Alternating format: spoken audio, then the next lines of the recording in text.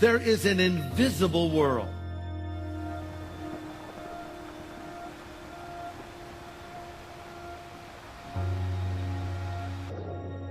It's hard for us to believe that because we live in the natural world.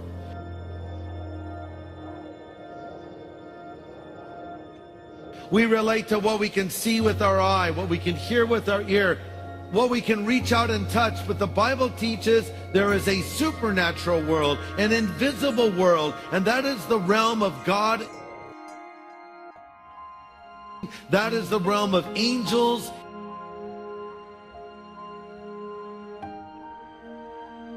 And it is all around us right now. If we could somehow pull back the veil, if you will, it would blow our minds to see what we would see.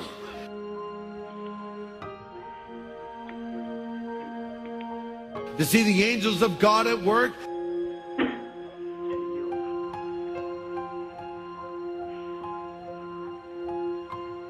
To see all the spiritual activity swirling around us at any given moment.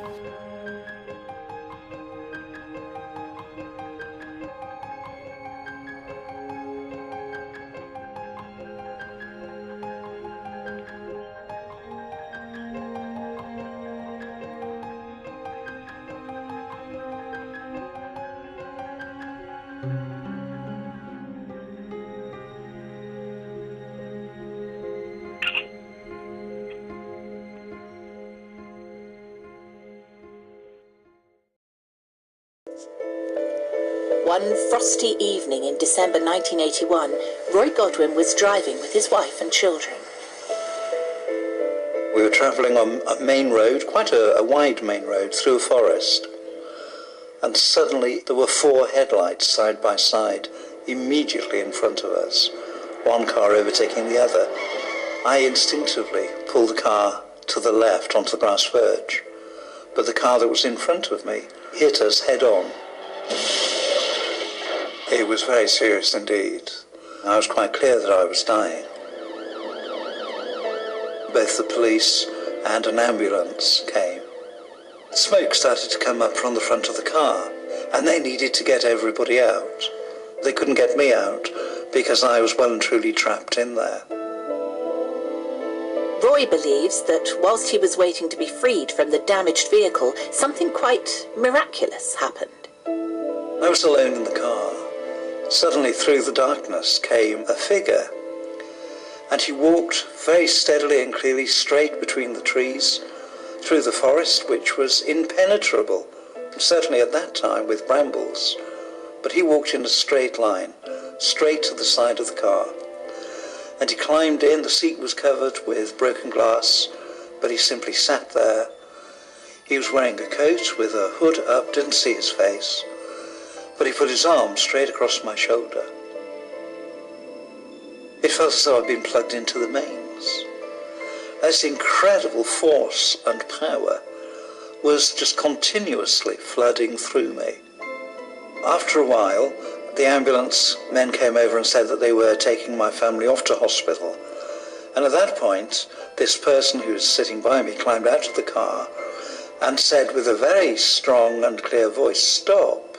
And he said to the ambulance man, "You're to bring his wife over here to him." And they brought her over to me. And then he spoke to me. He said, "Man, you are to know that your wife and children and you as a family will be together again and whole, and you are to disregard anything else that anyone tells you." What was the reaction of the doctors when you got to hospital and they saw your injuries? I was wheeled straight into theatre, and they asked me to sign a form giving them permission to amputate my left foot and lower leg. And I couldn't give them that permission, because all I could hear was, "You are to disregard anything that anyone else says. You and your family will be together and you'll be whole." And so I didn't have my foot amputated, and I have it today, and we're doing very well together. One of the things I was concerned was that because of the seriousness of my injuries, I dreamt it all, as it were. But some weeks after the accident, the police turned up unannounced. And they had two questions. Given the extent of the damage to the car, they wanted to know whether I had any explanation as to how it was that I was still alive. And then their second question was about the figure who was in the car with me, who had carried such authority that they had unhesitatingly obeyed it. It seems to me as though God sent an angel to help me. I knew I wasn't abandoned. I knew I wasn't on my own. I was clear that God was going to carry me through where I was, and I felt loved.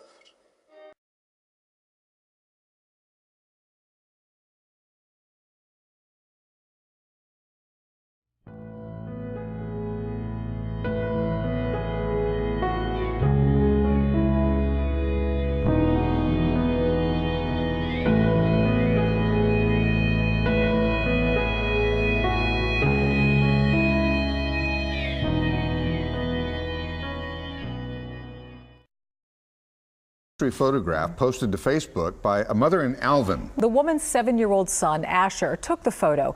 He captured the image out of an airplane window. When the mother saw the picture, she immediately thought it might be Asher's guardian angel. Our Chip Brewster has their story. This is Asher. He just got back from a trip to Washington, D.C., lives here in Alvin, Texas, and you've become a semi-famous photographer. Nice. He is such a blessing. Yeah. It wasn't until Carrie Lyles gave birth to Asher 7 years ago that she learned he had Down syndrome. It's something the family has embraced since day one. We did name him Asher with the 2 capital A's because of the extra chromosome.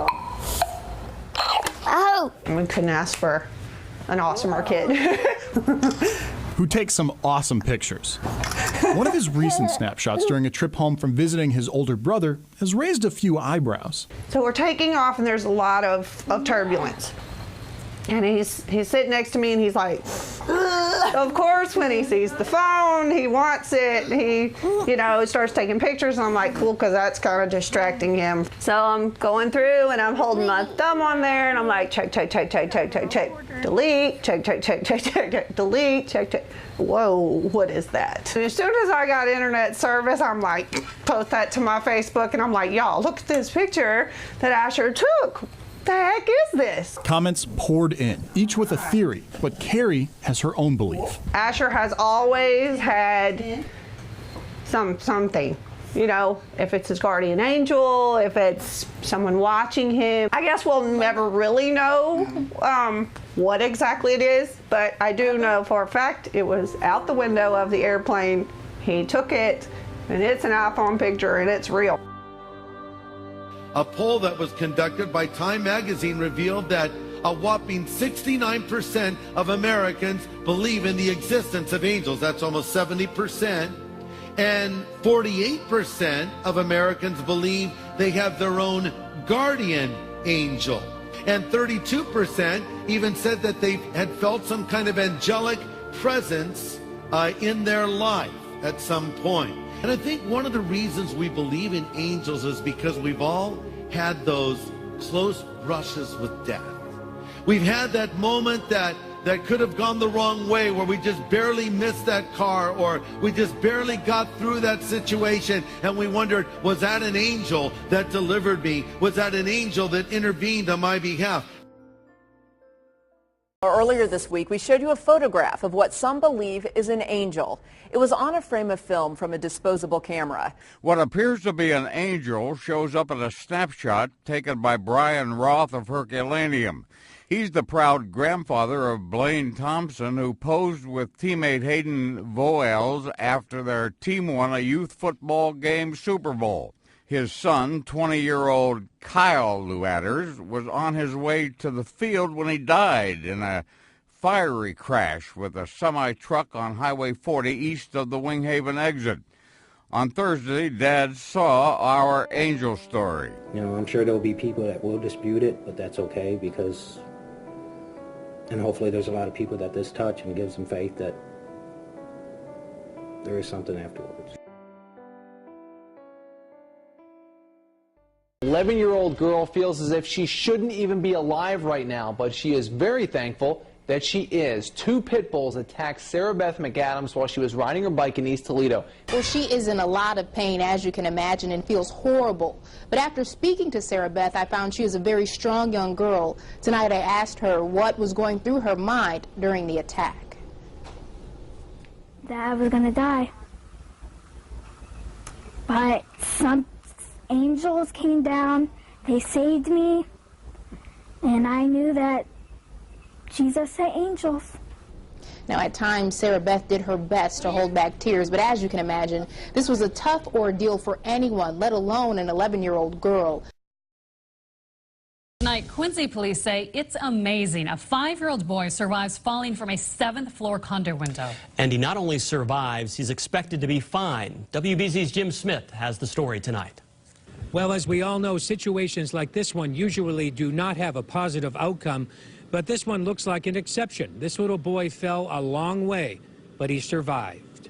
Between like the corner of the bushes over there. Muhammad Khan shows us the spot where a 5-year-old boy landed, a child who tumbled 7 stories after falling through a screen. Incredibly, the little boy is not believed to be seriously hurt.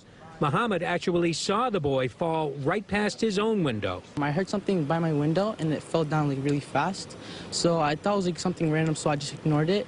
And then a few seconds later, I heard the lady screaming like at the top of her lungs. And I actually saw a kid on the ground, so I was like, oh my God, a kid fell. Then I went back to the balcony, and then I actually saw the kid like get up, and he started walking. His fall was broken by the screen he fell through and a shrub. He's expected to be okay. Neighbors at Captain's Cove condos in disbelief. It is like a miracle. I think his guardian angel was definitely there. It was his blessed day. An angel caught him. Didn't even get a broken bone. It's like a miracle. One former FBI employee was among the first responders at the Flight 93 crash site. In the past 10 years, she's never been able to go back there. Now she's sharing her story and one unusual thing she says she saw. Lily Leonardi spent years working as a street cop, but nothing prepared her for what she saw in that field outside Shanksville 10 years ago. There was stuff hanging out of the trees. There was debris everywhere. It felt like somebody sucked the life right out of me. And then she says she saw something remarkable. The angels started appearing on the perimeter of the crash site. That's right, the FBI official says she saw angels, dozens of them, at the Flight 93 crash site. They were dressed as if they were in warrior garb, like a Roman centurion. And there were so many of them you couldn't see their faces. At the time of the disaster, Leonardi was the Community Affairs Coordinator for the FBI in its Pittsburgh division. When she initially arrived at the crash site, she told the Associated Press that, quote, "The biggest thing for me is that there were no bodies there. I'm used to crime scenes, but this one blew me out of the water. It just looked like the ground had swallowed up the plane. That's when I started seeing these shimmery lights," she said, "and it was kind of misty. And that's when I first saw the angels there.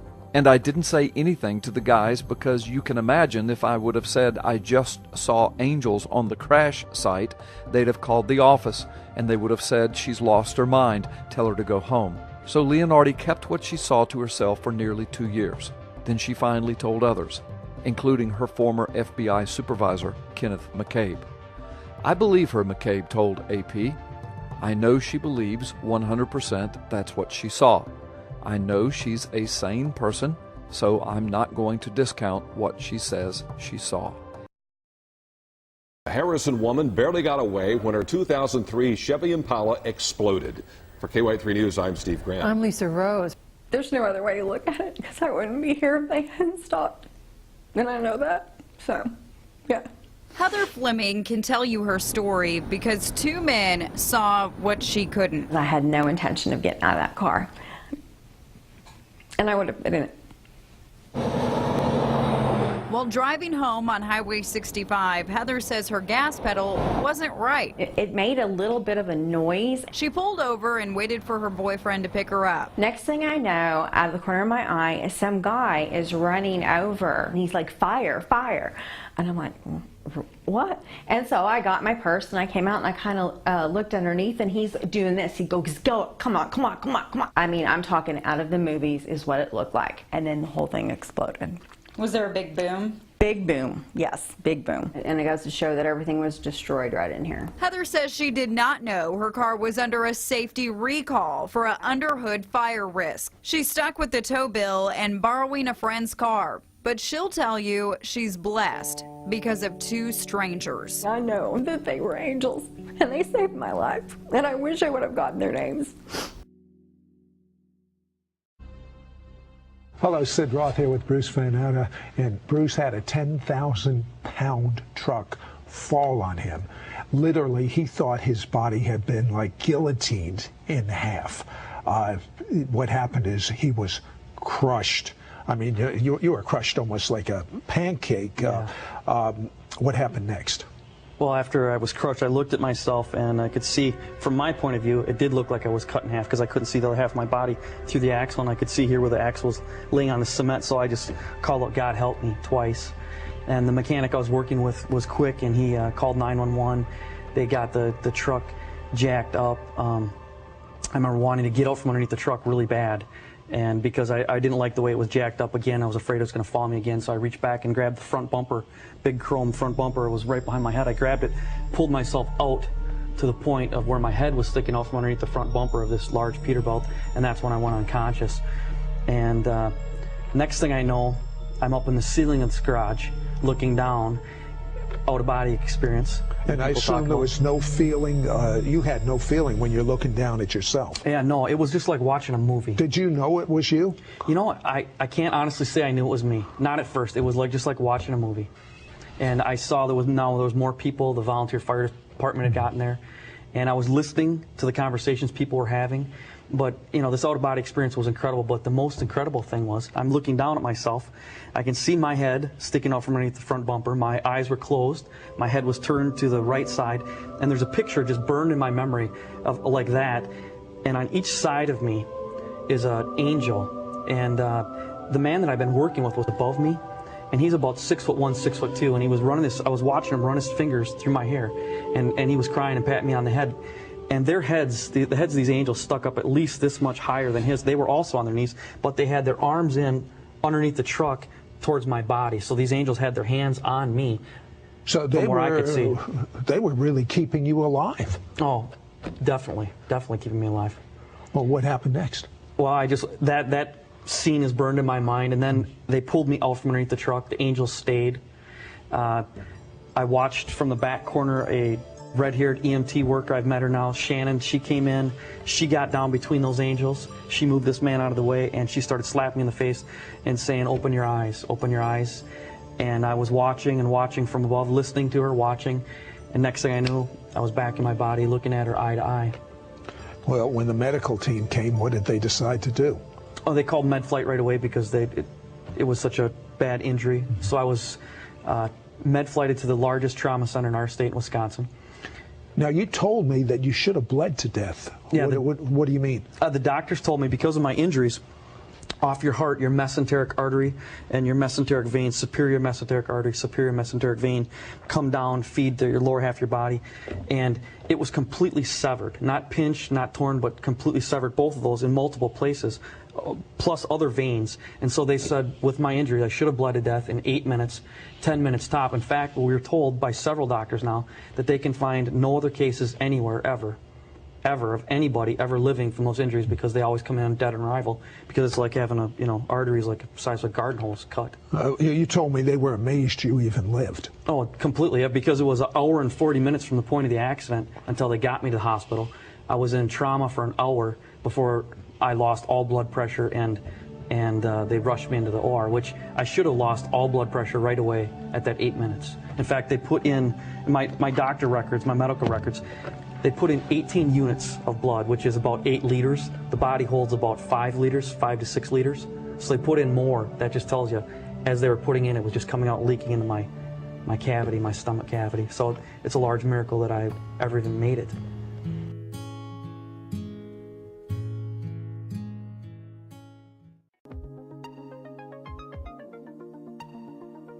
Thank you for watching. We would like to thank our viewers and subscribers for watching our videos. We appreciate all the encouragement and feedback.